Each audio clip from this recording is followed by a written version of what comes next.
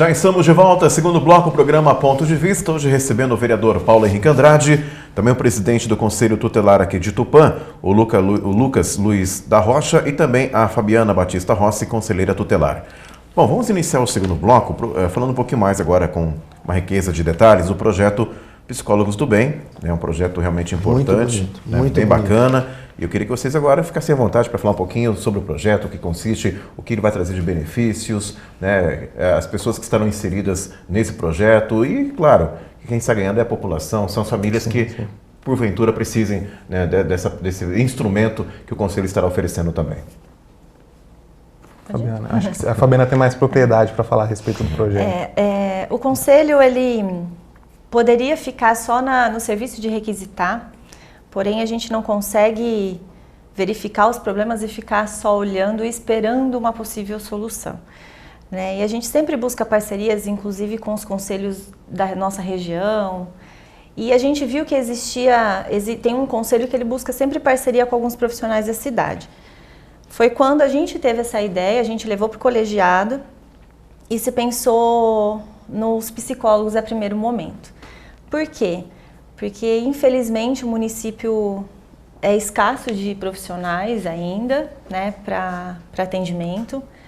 A rede de saúde, o ambulatório de saúde mental especificamente, são poucos profissionais, onde eles estão com filas de espera e eles não atendem só a demanda de criança e adolescente, né, atende a população em todas as idades. E pensando nisso e tendo a demanda de abuso sexual, de maus tratos, negligência em todos os sentidos, essa criança continuava em fila de espera com esse sofrimento só aumentando. Né? Então a gente buscou, começou com colegas, né? Porque eu sou formada, começou com colegas, olha, você não poderia prestar um atendimento voluntário, né, para um caso específico? A gente conta mais ou menos o caso para o profissional e foi aceitando. Então a gente fez uma primeira reunião em 2016, né, com 4 profissionais. Já ótimo, né? São 4 adolescentes e crianças sendo atendidas. E aí foi crescendo, com outro colega foi chamando, hoje a gente conta com 23 profissionais. Né? Então a gente busca mais parcerias porque o atendimento ele não funciona em 4, 5 sessões. Sim. Tem profissionais que desde 2016 está atendendo o mesmo caso, né? Devido à gravidade da situação. Então a gente busca sempre todo o espaço, a gente convida mais profissionais para conhecer o conselho, para conhecer o público que ele atende, a sua fragilidade também enquanto órgão, porque as pessoas buscam a gente lá querendo solução e a gente mesmo se frustra porque a gente também não consegue, porque existe o nosso limite de função e existe o limite do próprio município em questão de atendimento. Então o projeto criou para isso. Então, a princípio era só esse nome, Psicólogos do Bem, aí a gente foi buscando mais ideias e a gente quer criar novas parcerias com quem quiser mesmo, profissional que estiver assistindo, oftalmo muitas vezes, que criança fica em fila de espera, dentista, né, às vezes CD. Essa semana eu fui procurada por um que falou, Fabiana, quando você perceber que é uma situação, pode me mandar fono, né, qualquer profissional que queira realmente minimizar. A gente não vai solucionar o problema, mas pelo menos fornecer um amparo para essas famílias que já são tão negligenciadas muitas vezes, né? E assim, semana passada a gente esteve fazendo um levantamento, durante esses 4 anos aí do projeto já foram atendidas mais de 60 crianças e adolescentes. Sim.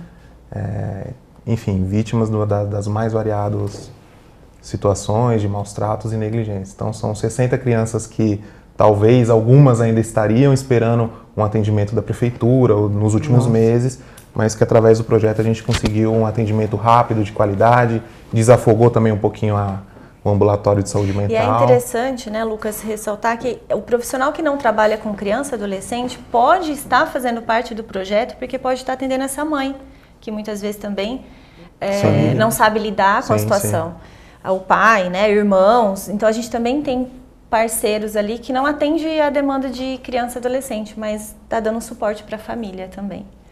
Queria aproveitar, né, dentro desses atendimentos, né, do projeto, acredito que vocês se deparam com diversas situações e eu quero voltar nesse assunto porque como a coisa mudou muito né? E a Fabiana no início do programa falou que a questão do entorpecente hoje é uma triste realidade. Sim. Mas eu queria que vocês, não sei se eu poderia usar esse termo, um ranking, mas hoje assim, se fosse pontuar as principais situações, né, dentro desse atendimento, por exemplo, entorpecente ou violência, né, o que hoje sobressai hoje? Mais o quê? É mais a questão do entorpecente, a questão mais da violência dentro de casa? Enfim, quais seriam as evasão escolar. Evasão escolar, um ranqueamento. A maioria dos casos atendidos pelo Conselho Tutelar hoje, a maior demanda é a questão de evasão escolar. Okay. Porém, quando você começa a entender, encaminhar a família para atendimento e conversa com essa família, você vê que o problema, a evasão escolar é o mínimo final dos problemas. É o final da Exatamente. do problema. Então tem uma questão de entorpecente, de uma família desestruturada, onde tem violência dentro de casa, onde o pai muitas vezes é alcoolista, e aí o filho já começa a fazer uso também de bebida, uso de entorpecente. Então assim, apesar de ser o final, a evasão para trás tem um grande problema, que você começa a puxar o emaranhado de fio, você começa a ver. E a gente é cobrado pelas escolas para dar um retorno para eles sobre essa questão da evasão, né, o motivo. Sim. E, infelizmente, muitas vezes a gente não consegue resolver, porque existem muitos outros fatores colaborando para essa evasão, né? Perfeito. E nesse sentido, eu conheci eles na rede protetiva, a gente faz parte de um programa aqui da Diretoria de Ensino do Estado, e aí eu tive o prazer de conhecer o Conselho Tutelar um pouco mais aprofundado lá e esse projeto Psicólogos do Bem. E a gente vê que realmente é uma das coisas que a gente sempre bate, falta psicólogo na rede, falta psicólogo dentro das escolas, Glaucio, porque se você tivesse um acompanhamento mais próximo, a evasão poderia ser evitada muito mais fácil, porque a criança quando ela sai da escola realmente aí o problema é muito maior. Provavelmente você vai voltar a encontrar essa criança talvez numa antiga FEBEM, né, que agora mudou o nome, mas ou até mesmo quando ela for presa ou pela polícia. Então, é muito importante esse acompanhamento dos conselheiros, mas é importante que dê estrutura. Como a própria Fabiana falou, eles não têm necessidade de ter uma formação, mas tendo a formação fica mais fácil, mas não conseguem atender toda a demanda. Então, é importante que o município, através de psicólogos, de nutricionistas, que consigam ir de encontro a essa criança e entender a realidade dela. Eu acho que é fundamental esse trabalho, é uma coisa que a gente pede muito em todas as nossas reuniões que a gente tem com a Secretaria de Assistência Social e junto com a Secretaria de Educação, porque eles falam que a educação não pode gastar com o psicólogo. Psicólogo é coisa de saúde, então você não entra naquele percentual dos 25%. É uma loucura, né? Coisas que só no Brasil acontece. Você não tem um psicólogo, eu sou da época que minha mãe era dentista e tinha uma dentista dentro da escola. Hoje em dia você não tem mais isso. Então, assim, como que a gente vai perdendo espaço? E aí, quando você perde espaço dentro da sociedade, quem ganha é o crime, a criminalidade, a vulnerabilidade. E aí o trabalho para você reverter é muito mais caro e, às vezes, a garantia que você consiga fazer isso acaba acontecendo o que vocês falam. Muitos dos casos que vocês acompanham, a gente não tem um retorno positivo por falta de tempo. De ferramenta. De ferramenta, ou porque também já pegou um problema próximo do final, que é para você reverter, aí é muito mais difícil e complexo. Eu queria aproveitar também, eu sei que, na verdade, vocês estão à disposição da população, de vários órgãos como parceiros para ajudar. Mas, por exemplo, numa situação como o Carnaval agora. Carnaval, praça, vou pegar a praça, porque Carnaval uma vez por ano eu só escuto no Carnaval. Mas praça, todo fim de semana eu recebo uma ligação de alguém reclamando. Vamos falar um pouquinho sobre que tem jovens e o pessoal não faz nada. Aglomeração de jovens, número grande de jovens sempre juntos. Vamos falar um pouquinho do trabalho do Conselho nesse sentido. Perfeito. Veja bem, a questão do jovem ele estar na praça, do adolescente, em si não constitui nenhuma infração. Ele estar na praça não é o problema. Exatamente. O problema é o horário que ele está fazendo. O horário também não, porque nós não temos toque de recolher. Né? Então, mas eu sempre soube que criança até 14, 15 anos, ela pode ficar até altas horas na madrugada? Na verdade, assim, isso aí vai de cada família. Há famílias que estipulam, mas falar que tem uma lei, uma legislação que fala que em determinado horário até 14, aquela criança tem que estar em casa, rua. não. Agora, é claro, vamos usar de bom senso, né? Tem família que que não aceita, o filho tem que estar meia-noite em casa. Tem pais que já são mais liberais, que deixam os filhos passarem, de repente, a madrugada na rua e só chegar pra festa, né? No outro dia. Então vamos lá, a questão em si dele estar na praça não é problema. Qual que é o problema? A questão da ingestão de bebida alcoólica. Que é a porta de entrada para todas as drogas. Com certeza. Então assim, porém, aquele adolescente que ele está fazendo uso de bebida alcoólica, ele está sendo vítima. Veja bem, ele não pode ser punido. Ele não é um criminoso. Exatamente, por estar fazendo uso. Quem vendeu a bebida para ele... Ou quem cedeu. Que é o criminoso, que é quem tem que ser responsabilizado por isso. Então, geralmente, há as ações da vigilância sanitária visando fiscalizar bares, enfim, restaurantes e tudo mais, para ver se está tendo essa venda de bebida alcoólica. A partir do momento que é constatado que está sendo vendido para menor de idade, é feita uma autuação, o caso é encaminhado para a promotoria, o estabelecimento ele é multado, em caso de reincidência a multa vai dobrando, vai subindo o valor. Então, assim, é uma questão de órgãos de fiscalização, mas que não é o Conselho. Vigilância Sanitária, a Polícia Militar tem também essa função de fiscalizar esse tipo de situação. E muitas vezes, quando o Conselho esteve presente, ele estava como convidado. Sim. A ação sempre quem tomou a frente sempre das operações até o momento, sempre foi a PM, juntamente com a Vigilância, e nós somos convidados. E a Polícia Civil também, participa, também é muito parceiro. O Dr. Raul sempre está presente, sim, né? Sim. Mas desses casos, por exemplo, eu remeto sempre lá atrás, eu sempre entendi, aí é minha ignorância talvez, que isso também era um papel do Conselho, porque como vocês estão lá para resguardar os direitos da criança, que às vezes nem sabe quais são os seus direitos e os seus deveres, a gente vê hoje em locais como a própria praça ali do Parque Universitário, aquilo vira um negócio de realmente que é preocupante. Crianças junto com adultos, maiores de idade, né? Bebida, narguilé, que na nossa época ou na minha ainda é proibido até hoje. Sim.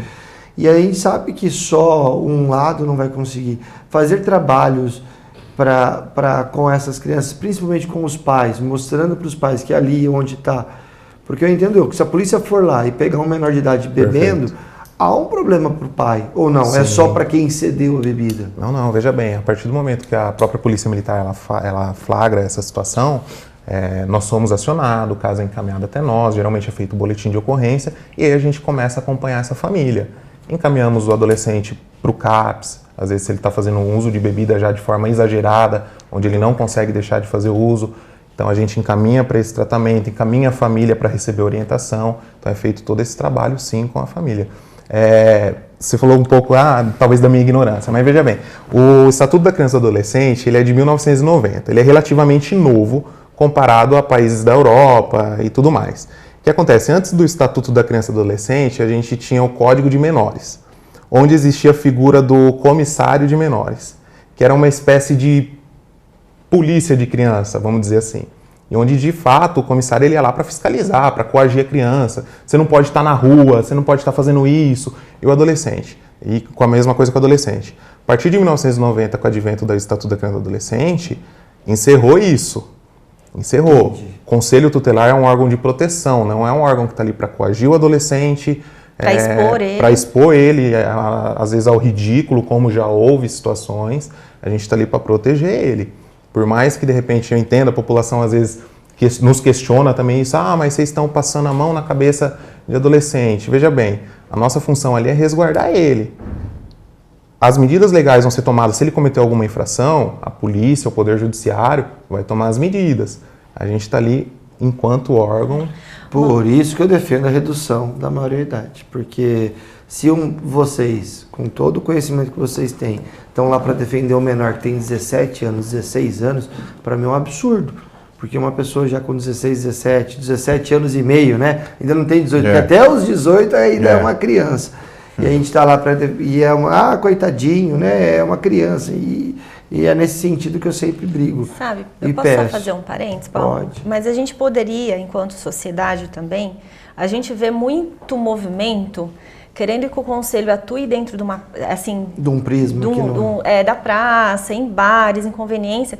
Mas eu não vejo movimento para despertar nesses pais a responsabilidade deles. Sim. Entende? Então, assim, porque antes desse adolescente estar lá naquela conveniência, ele passou pela porta da própria casa. Sim. né? Então, assim, e a gente nunca vai ser mais do que esses responsáveis. E se eu começo a atuar no que é responsável, aí que esses pais vão deitar e rolar. Né? Então a gente recebe muitas vezes ligações e fala assim, vai lá buscar meu filho na conveniência, ele tá de camiseta amarela. Aí a gente fala, mas o senhor já foi? Mas ele não quer vir. Ele não me respeita. Ele não me respeita. Então assim, se os pais perderem a autoridade, vamos pensar junto, a gente está lá à disposição, pensar, então vamos criar estratégias, junto com a escola, junto com pais, né? Mas assim, tomar a frente de uma situação que... Isso não veio muito também depois que mudou o estatuto, e esse estatuto começou a dar... Hoje você não pode mais... Eu sou da educação da palmada. Meu pai e minha mãe, quando eu fazia coisas erradas, eu tinha lá que me entender com eles e uma cintada, um tapinha na bunda, nada fora do normal. Hoje em dia...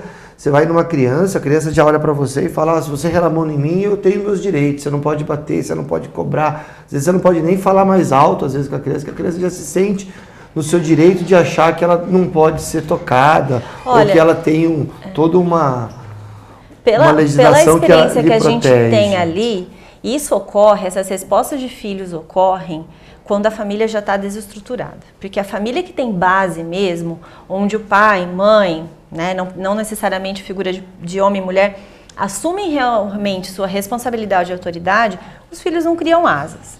Agora, a partir de quando eu quis ser muito amigo do meu filho... Sim, isso é lindo.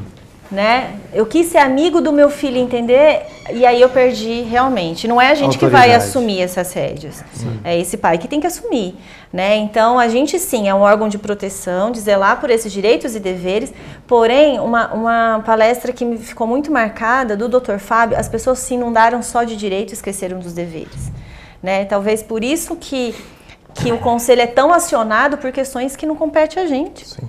Os pais hoje, eles delegam muita responsabilidade da criação dos filhos. Poder público. Exatamente. Para a escola cria, a escola cuida e não é assim, né? Enfim, educa. Infelizmente. Importante, né, vereador, a gente trabalhar em conjunto, né, o poder público, no caso legislativo, né, o judiciário, as entidades sempre unidas. E claro, como disse aqui a Fabiana e também o Lucas, a família saber da sua responsabilidade, né, porque... como disse, nossa formação lá atrás era uma coisa, hoje os tempos mudaram, as coisas mudaram. Hoje eu vi um chinelo na mão da minha mãe e eu já saía correndo. Então. Se a gente for entrar aqui no assunto aqui, muita coisa mudou, né? E que eu acho que mudou para pior. Infelizmente. Muito. Infelizmente. Né? Mas cabe aqui uma conscientização de todos, né, do seu papel, da sua responsabilidade, para que realmente nós possamos proteger os nossos jovens, as nossas crianças, né, para que no futuro sejam adultos, né, cidadãos melhores. Então está aqui, os órgãos responsáveis que estão para somar e para auxiliar estão aqui. Mas cabe também a cada família, cada pai, cada mãe, da sua responsabilidade, né, de realmente ensinar o correto para o seu filho, né, protegê-lo, né, para que realmente não culmine aí numa situação extrema, onde aí os órgãos... Confunda papéis, né? Exatamente. E aí os órgãos vão ter que intervir, vão ter que participar desse sentido para poder solucionar esse conflito dentro da família. Bom, nós chegamos ao final do programa Ponto de Vista. Nós tentamos aqui, né, vereador, falar um pouquinho das atribuições. Sim. São muitas atribuições, um trabalho muito importante que o Conselho realiza aqui em Tupã e que hoje tem um papel fundamental dentro da sociedade, mas eu queria abrir para as considerações finais, né, agradecer aqui o Lucas Luiz da Rocha, presidente do Conselho Tutelar. Lucas, parabéns, sucesso nesse mandato agora, nesse período que vocês estarão, né, nesse mandato. E fique à vontade também para deixar uma mensagem à população de Tupã. Volte mais vezes, né, com outros projetos, com outras ações do Conselho Tutelar aqui em Tupã. A gente que agradece pelo convite, né? De fato, é só chamar que a gente vem. Estamos abertos aí. Tem muita coisa assim para ser falada ainda, né? O tempo às vezes não permite, mas é isso. Gostaria de falar que o Conselho Tutelar ele atende na rua Goitacazes, número 701. Das 7 da manhã às 6 da tarde. Recebemos denúncia através do telefone 3491 2193 ou através do Disque 100. Estamos lá. Nos procurem para dúvidas, orientações, o que a população estiver precisando. A gente está ali para orientar e para ajudar. Obrigado, Lucas. Fabiana, parabéns também pelo seu trabalho. E, claro, aproveite também a oportunidade para deixar uma mensagem para as famílias aqui da cidade, para os pais. Fique à vontade. Eu agradeço novamente o espaço, né? Paulo Henrique pela oportunidade, Glaucio pelas perguntas que tomara que tenha esclarecido algumas dúvidas da nossa população. Eu faço um apelo porque, principalmente no que se refere a crianças vitimizadas, não coloquem o conselho como um bicho-papão e nem polícia, né? A gente precisa que essas crianças se sintam protegidas por nossa equipe, por nosso órgão, né? Que busque recursos para, às vezes, diminuir ou fazer uma própria denúncia de si mesmo, né? E a gente sente que essas crianças, muitos adolescentes se afastam desse órgão porque com medo de ser acolhido, né? Com medo de serem retirados do seu convívio familiar, mas não é isso. Se cada um assumir a sua realmente responsabilidade, os problemas tendem a diminuir bastante. E eu aproveito mais uma vez o espaço para convidar profissionais da nossa cidade para conhecer um pouquinho mais do projeto. Obrigado, Fabiana. Vereador, parabéns também pela iniciativa de trazer a equipe do Conselho Tutelar falando do trabalho que é desenvolvido aqui em Tupã e, claro, contando com a ajuda de todos, né? Como disse, as famílias, a sociedade, para que realmente possamos proteger os nossos jovens. Realmente quero agradecer a Fabiana, ao Lucas, que de pronto aceitaram o convite, a população que está nos assistindo aqui e deixar um recado para os pais de hoje em dia. A gente não tem que ser amigo dos filhos, nós temos que ser pai e mãe. Eu vejo muitos pais às vezes perguntando para o filho: você me ama, filho? Essa pergunta de amar o pai e a mãe é inerente ao desejo, porque quando você tem um filho ou quando você tem um pai e uma mãe, esse desejo de amar já vem com você. Então você tem que se preocupar em realmente educar, dizer não, dar respeito, dar limites para que essas crianças realmente se transformem em pessoas melhores. Sim. Não simplesmente, mas meu filho, se eu fizer isso, ele vai parar de conversar comigo. Meu Deus, a gente vive numa sociedade que esqueceu que lá atrás a educação não era feita assim, na preocupação de que o meu filho iria pensar. Não. E o Conselho Tutelar está aqui não para ser o bicho-papão, como a Fabiana falou, mas para dar para essas crianças os direitos e os deveres também. Mas principalmente, passa por uma família. O Conselho Tutelar está lá para tirar dúvidas, para trazer realmente a sensatez para dentro da casa, quando há as diligências entre o pai, a mãe, a criança ou a escola, mas que principalmente o Conselho Tutelar é só um órgão para ajudar, não para resolver o problema. Isso parte do pai e da mãe, fazer isso dentro de casa. Perfeito.